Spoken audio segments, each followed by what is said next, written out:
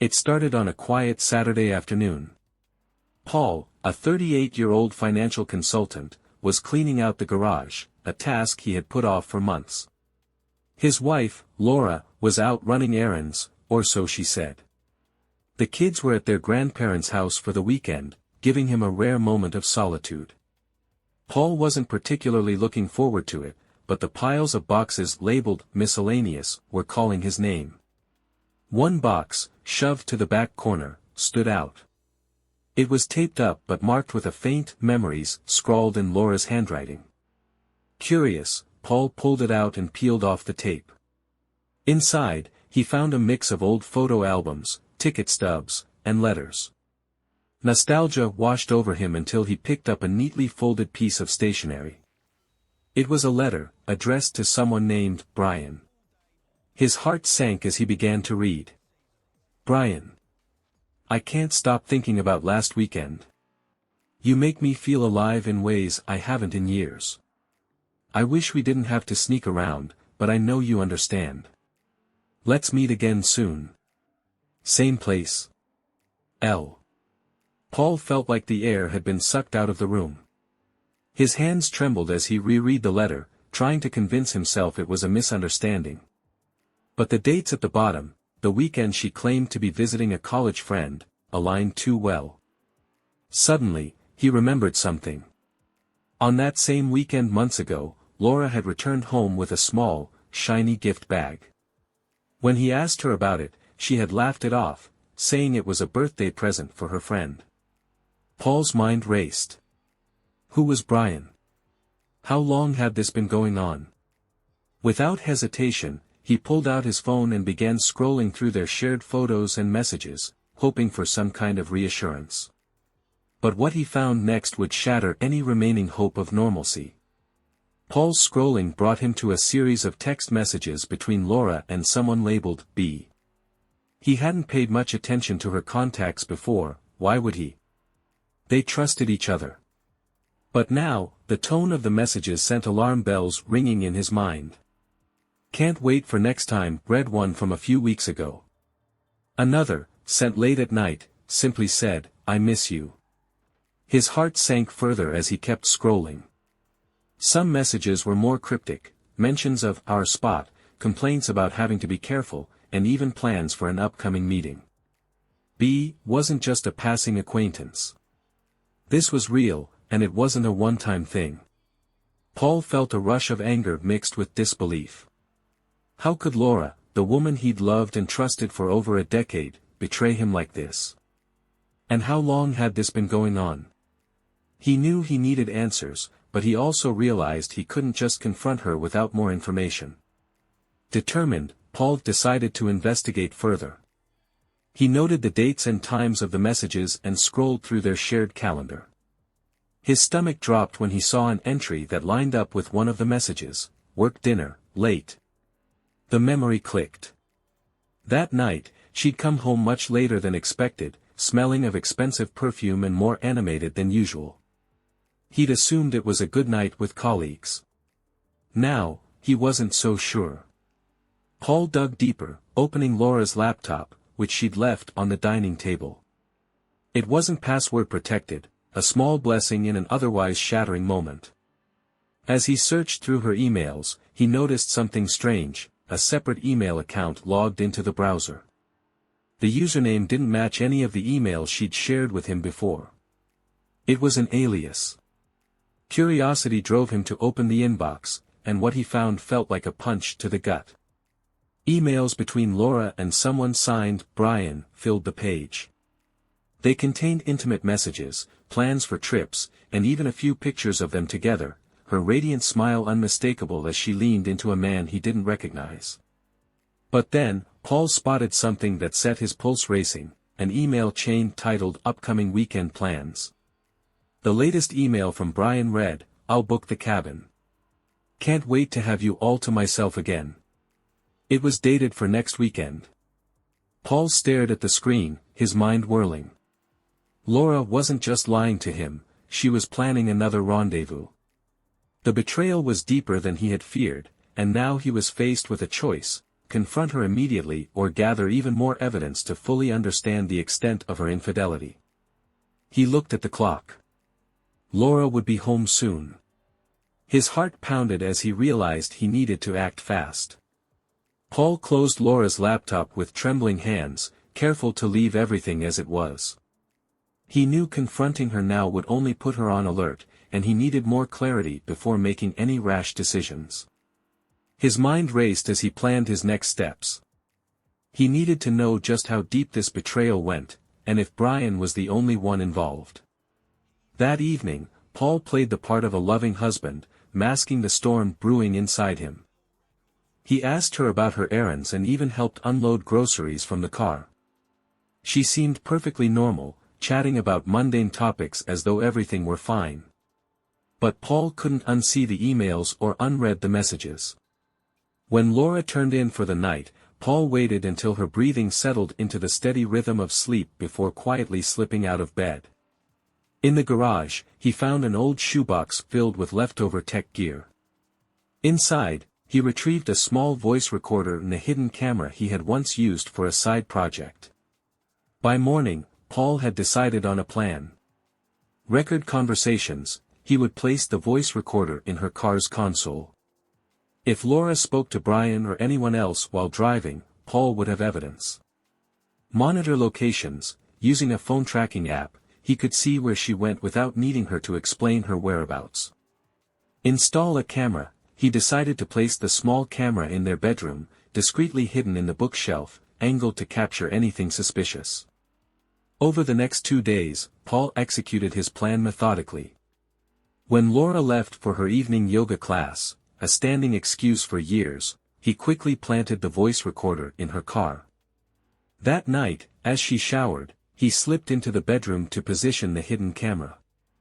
The final step was setting up the tracking app on her phone. That proved more difficult, but during breakfast one morning, Laura left her phone on the counter to grab something from another room. Paul seized the opportunity, installing the app in under a minute. For the next week, Paul juggled the facade of normalcy with his secret surveillance. Each evening, he would review the recordings and the camera footage. At first, it revealed nothing but Laura's ordinary routines, her phone conversations with friends, her favorite podcasts playing during her commute, and uneventful evenings at home. But 3 days in, Paul's worst fears were confirmed. The voice recorder picked up a hushed phone conversation between Laura and Brian. "I can't wait for this weekend," Laura said, her voice soft and affectionate. "I've missed you." Brian's reply was less clear, but Paul caught enough to piece things together. "I'll make it perfect," Brian said. "The cabin is ready." Paul's hands clenched into fists as he listened. It was undeniable now. She was planning to meet Brian. On Friday morning, Paul dropped the kids off at their grandparents' for the weekend as planned. Laura had mentioned she'd be working late and then going to a spa retreat with some girlfriends, a story that now felt laughable. He watched her pack an overnight bag filled with casual clothes and a pair of black lingerie he hadn't seen her wear in years. His suspicions were solidified and Laura's car left the driveway and the tracking app showed her heading northwest, directly toward a remote area where Brian's cabin was likely located. Paul sat in the empty house, his mind racing. The evidence was overwhelming, but what should he do now? Should he follow her to the cabin and catch her in the act, or continue waiting and build a watertight case? Paul decided he couldn't wait any longer. The betrayal was too fresh, the lies too egregious. He needed to see it with his own eyes and end this charade. Fueled by anger and heartbreak, he grabbed his car keys and set out to confront Laura and Brian at the cabin. The drive was long, each mile an agonizing stretch as he battled with his emotions. What would he say? How would Laura react? Would Brian try to deny it or, worse, retaliate? The possibilities churned in his mind like a storm. Thanks to the tracking app, Paul knew exactly where to go. The cabin was nestled in a remote wooded area, far from prying eyes. As he approached, he turned off his headlights and parked a short distance away. The gravel crunched softly under his feet as he approached the cabin on foot, heart pounding in his chest. The cabin itself was modest, with a wooden deck and large windows glowing with warm light. Inside, Paul could see shadows moving, Laura and a man, unmistakably close. He crept closer, hiding behind a tree to get a clearer view. Through the glass, he saw them. Laura was laughing, her face lit up in a way he hadn't seen in years. Brian leaned in, whispering something that made her blush. Paul's heart twisted as he watched them share a kiss, casual and intimate, as if they had done this 1,000 times before. For a moment, Paul froze. The image of his wife, so at ease with another man, was like a dagger to his soul. But then anger surged through him, driving away the paralysis. He stepped onto the deck, his shoes hitting the wooden planks with a deliberate thud. Inside, Laura turned her head, her expression shifting from relaxed to sheer panic as she saw Paul standing at the door. Brian followed her gaze, his face hardening into a defensive glare. Paul opened the door without knocking. His voice was cold and steady, belying the storm inside him. "Am I interrupting something?" "Paul." Laura's voice was a mix of shock and guilt. She took a step back, instinctively putting distance between herself and Brian. "What are you doing here?" "What am I doing here?" Paul repeated, his tone sharpening. "That's rich, coming from you. Shouldn't I be the one asking you that question? Or better yet, who he is?" He pointed at Brian, who stood with his arms crossed, his jaw set defiantly.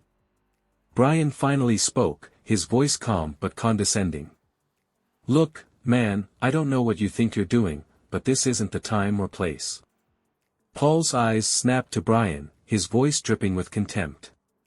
"Oh, it's exactly the time and place. I've been watching you two for weeks. The lies, the sneaking around, did you really think I wouldn't find out?" Laura's face paled.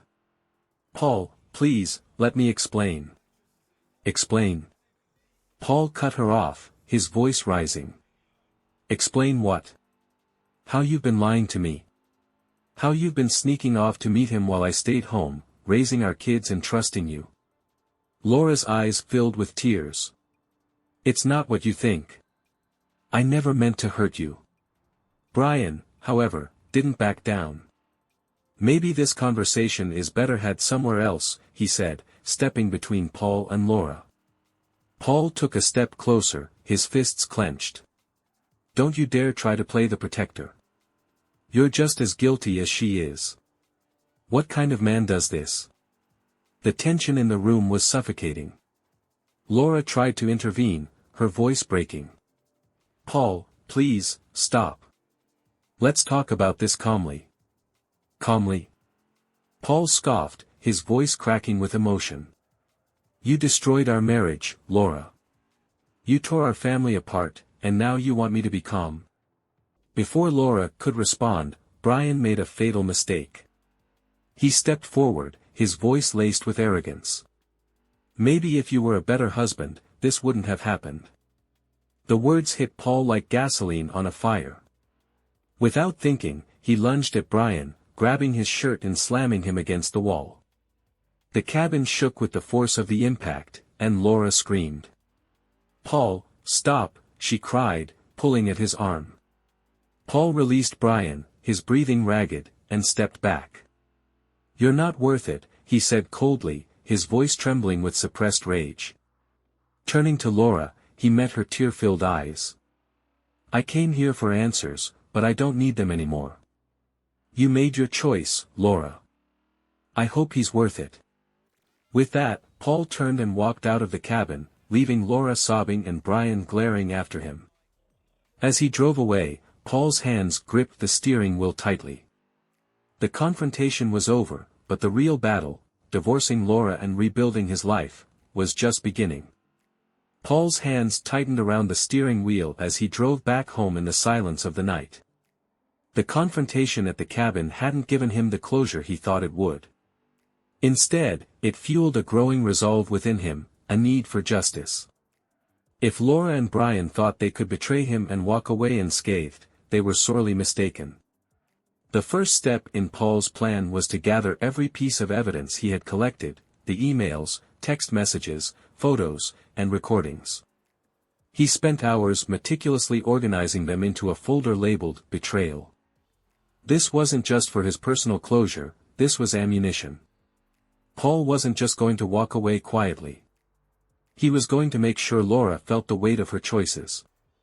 Step 1. Expose the affair. Paul knew that Laura cared deeply about her image. She was the kind of person who thrived on social validation, whether it was her curated social media posts or the respect she commanded among their friends and neighbors. Paul decided to shatter that facade. The following morning, Paul drafted an email addressed to their close circle of friends and family. The subject line was simple: the truth about Laura.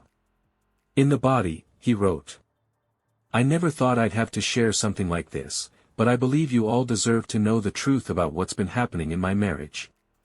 For months, Laura has been lying to me, sneaking around, and betraying the trust we built over 12 years. Attached, you'll find proof of her affair with Brian, a man she's been seeing behind my back. This isn't about revenge, it's about clarity and honesty. I hope you'll understand why I'm sharing this."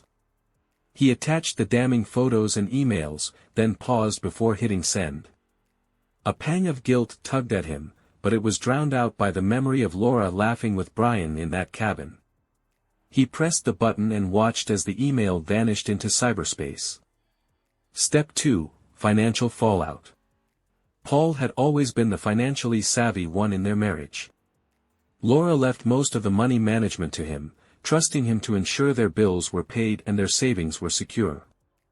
What she didn't know was that Paul had been quietly preparing for this moment. He began by locking her out of their joint accounts. Using his knowledge of their finances, he diverted the bulk of their savings into an account in his name only, one Laura couldn't access. The money had been earned jointly, but Paul rationalized that she had forfeited her claim when she betrayed their marriage. Next, he contacted their lawyer to initiate divorce proceedings, ensuring that the case would be filed with claims of infidelity. Paul's state had laws that could heavily favor him in asset division if adultery was proven. He also made sure to remove Laura's name from their household utilities and informed their landlord that she would be moving out soon, providing documentation of her actions as a justification. Step 3. Professional consequences. Paul wasn't content with just personal repercussions, he wanted Brian to face consequences, too. A quick internet search revealed that Brian worked as a financial planner at a mid-sized firm in the city.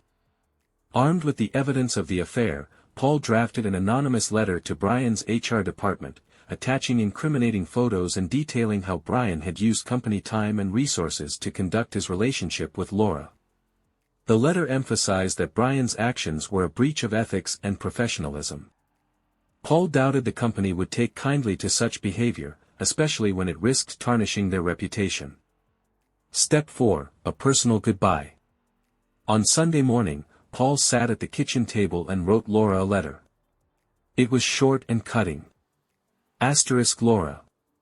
I loved you with all my heart, but your actions have destroyed everything we built together. You lied to me, betrayed me, and humiliated me. I have filed for divorce and taken steps to protect myself and the kids. I've also made sure Brian will face the consequences of his actions, just as you will. You chose this path, not me. I hope it was worth it. Paul. He left the letter on the kitchen counter, along with a stack of printouts showing the evidence he had collected. Then he packed a suitcase, picked up the kids from their grandparents, and left to stay with his brother for a while. Step 5. Letting the dust settle. Over the next few days, the fallout was explosive. Friends and family were shocked by the email, and many of them reached out to Paul to express their support. Laura's carefully constructed image began to crumble as the truth spread.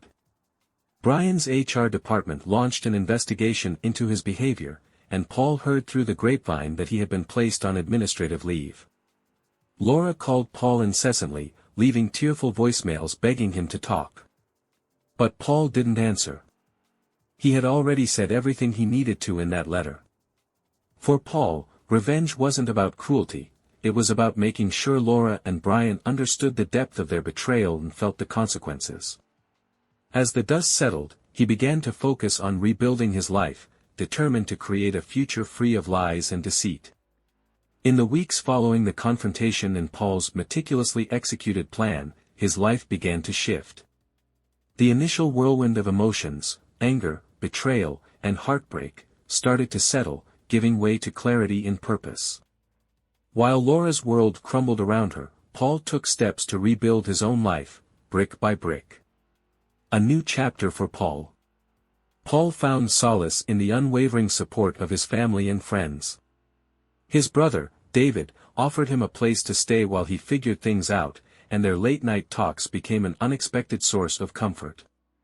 "Remember, you're not starting from scratch," David reminded him one night. "You're starting from experience. And that's a powerful thing." Paul took those words to heart. Custody battle. With the divorce proceedings underway, Paul's lawyer pushed for full custody of their children. Using the evidence of Laura's infidelity and her poor judgment in exposing the children to potential instability, they built a strong case. Laura, desperate to salvage some semblance of control, initially fought back. But as the court proceedings unfolded and her reputation continued to unravel, thanks to the email Paul had sent, she began to see the writing on the wall. Eventually, she agreed to joint custody, with Paul as the primary guardian. For Paul, it wasn't about punishing her further, it was about ensuring a stable environment for their kids. He explained the situation to Jeremy and Melissa in the gentlest terms, reassuring them that they were loved and that nothing was their fault. A fresh start.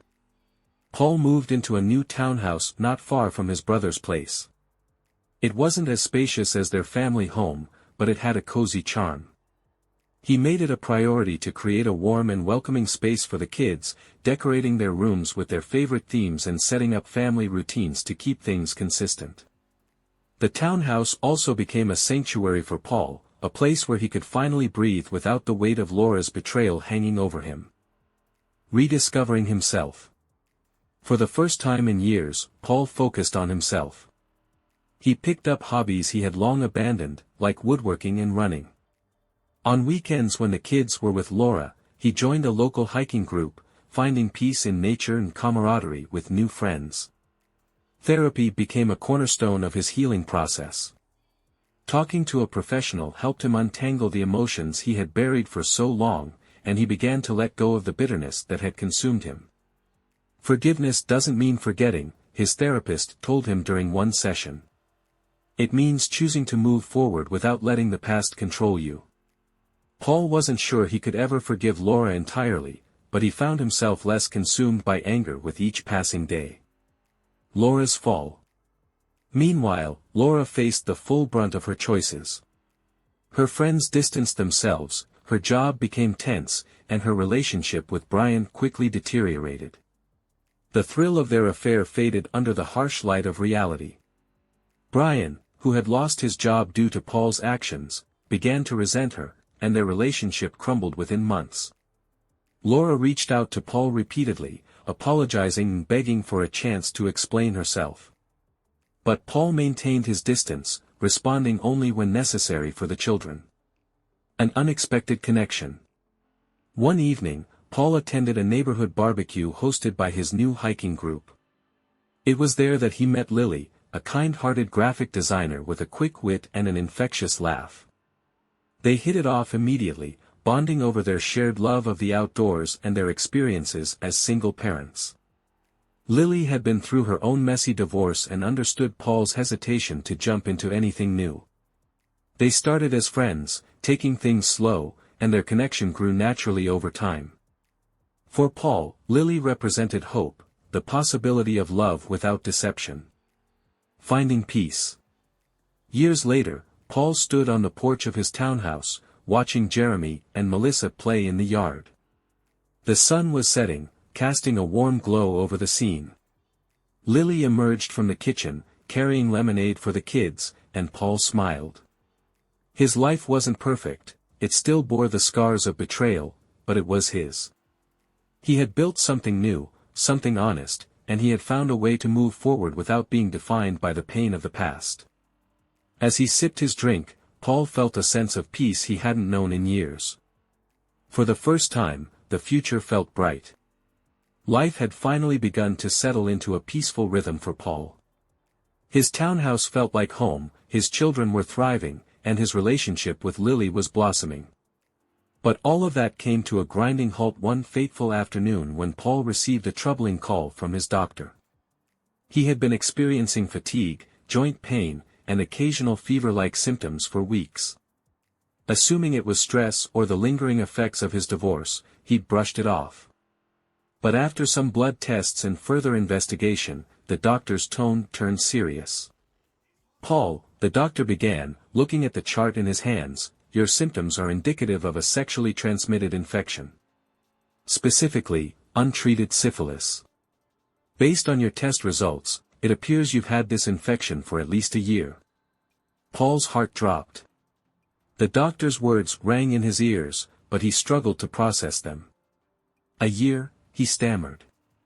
"That's impossible." "I haven't," he trailed off, but the thought hit him like a freight train. Laura. Flashbacks to betrayal. Paul's mind reeled as he connected the dots. Around a year ago, Laura had started acting more distant, taking more work trips, and slipping away during family gatherings. It was right around the time, he realized, that her affair with Brian must have begun. The timeline fit too perfectly to be a coincidence.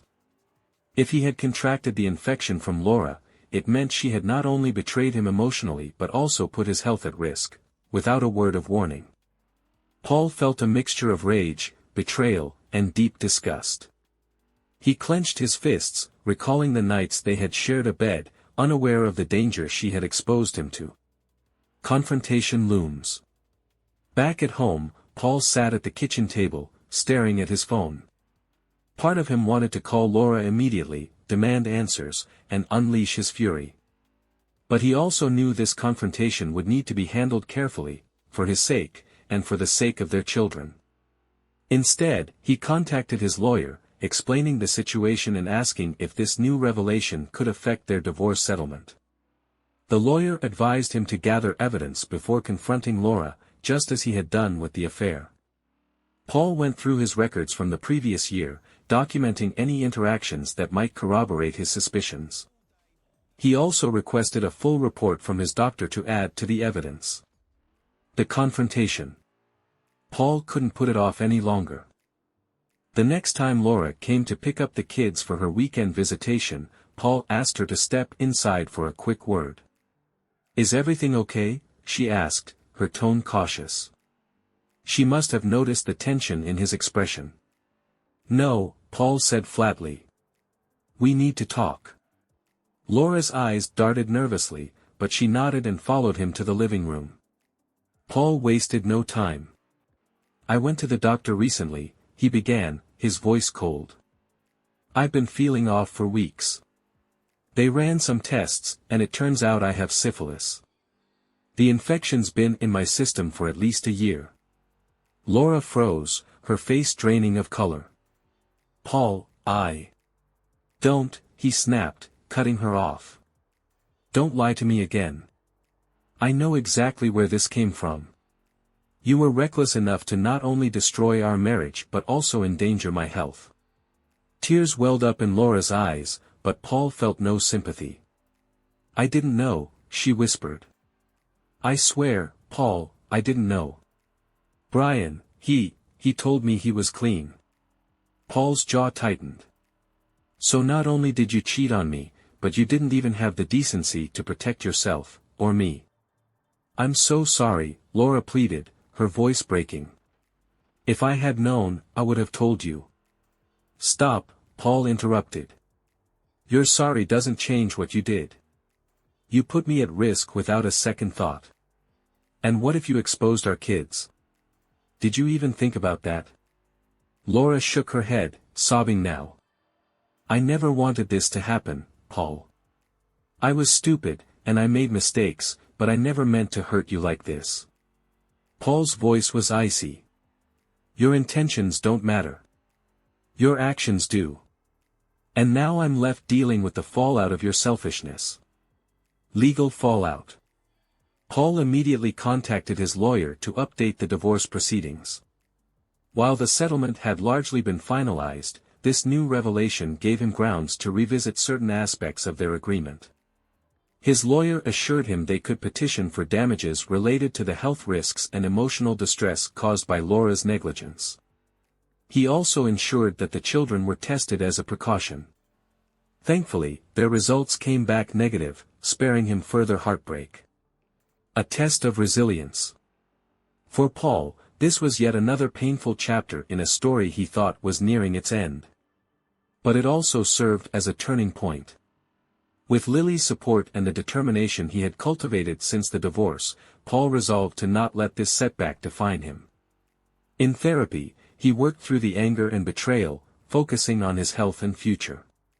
His doctor assured him that the infection was treatable, and after a course of antibiotics, Paul began to feel like himself again, physically, at least. Emotionally, it was a longer journey. Trust was a fragile thing, and the experience left scars that would take years to fully heal. But Paul refused to let Laura's betrayal dictate the rest of his life. Moving forward.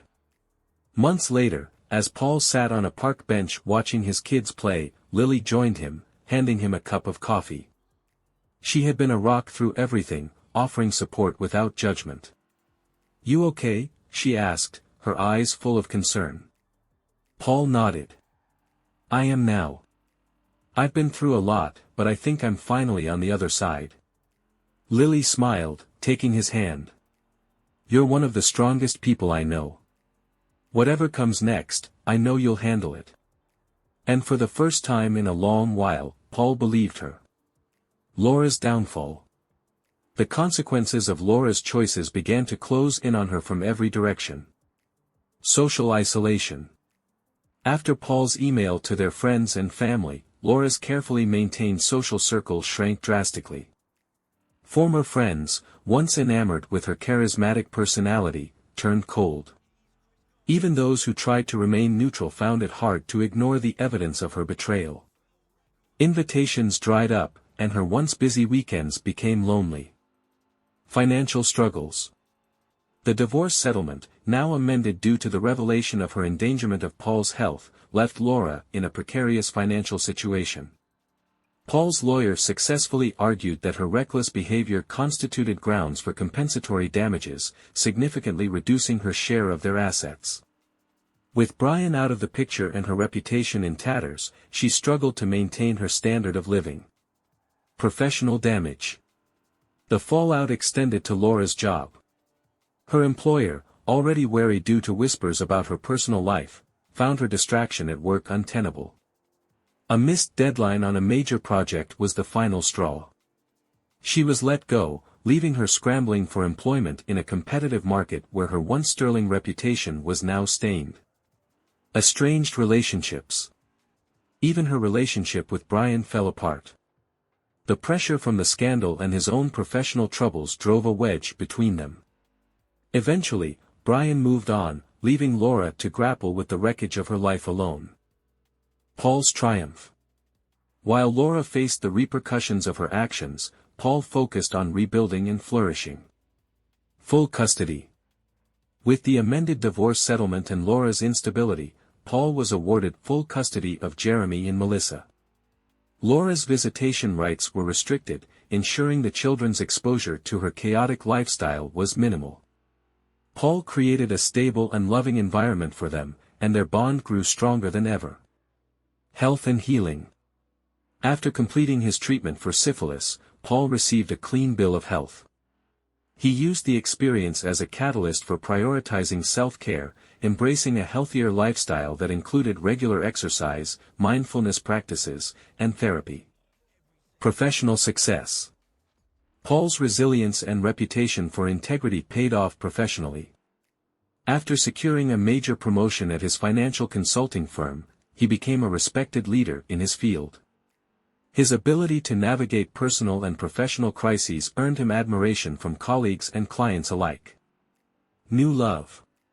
Paul's relationship with Lily deepened, blossoming into something extraordinary. Unlike his marriage to Laura, which had been